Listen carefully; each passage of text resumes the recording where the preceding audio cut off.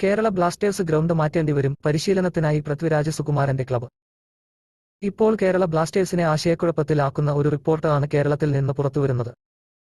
കല്ലൂർ ജവഹർലാൽ നെഹ്റു സ്റ്റേഡിയമാണ് കേരള ബ്ലാസ്റ്റേഴ്സിന്റെ home stadium എങ്കിലും Panampilly Nagar ഗ്രൗണ്ടിലാണ് Kerala Blasters കഴിഞ്ഞ വർഷങ്ങളിൽ എല്ലാം പരിശീലനം നടത്തിയിരുന്നത്. കേരള ബ്ലാസ്റ്റേഴ്സ് അവരുടെ ട്രെയിനിങ് ഗ്രൗണ്ട് ആയി കൊണ്ടുനടന്നിരുന്ന പനമ്പള്ളി നഗർ ഗ്രൗണ്ട് ഇനി കേരള ബ്ലാസ്റ്റേഴ്സിന് ലഭ്യമായേക്കില്ല എന്നാണ് ഇപ്പോൾ അറിയാൻ സാധിക്കുന്നത്.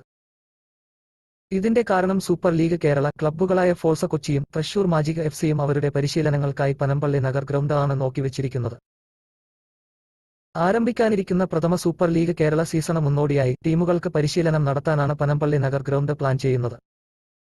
സെപ്റ്റംബർ മാസത്തിലാണ് സൂപ്പർ ലീഗ് കേരള ആരംഭിക്കാൻ നിശ്ചയിച്ചിരിക്കുന്നത്.